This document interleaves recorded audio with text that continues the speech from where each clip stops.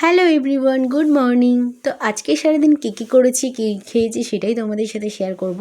তো সকালে ঘুম থেকে উঠে আমি রান্নার জায়গাটা ক্লিন করলাম, যেহেতু রাতের বেলা অনেক রান্নাবান্না ছিল আর প্রচুর থালা বাসন জড়ো হয়ে গেছিলো, সেগুলোকে ক্লিন করলাম।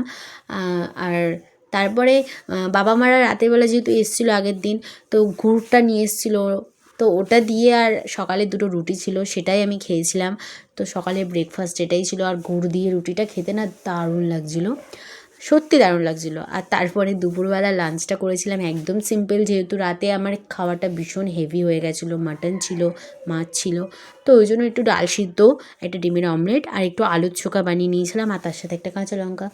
তারপর সন্ধ্যের দিকে একটু খেয়েছিলাম লাল চা, টোস্ট আর মুড়ি, তার সাথে একটু শসা, কাঁচা লঙ্কা, পেঁয়াজ, টমেটো দিয়ে আর একটু আমের আচারের তেল দিয়ে মাখিয়েছিলাম।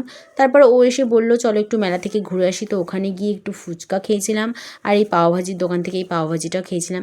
তো মেলাতে গিয়ে কী কী কিনেছি সেটা তোমাদের সাথে আমি নেক্সট ভিডিওতে শেয়ার করব। বাই।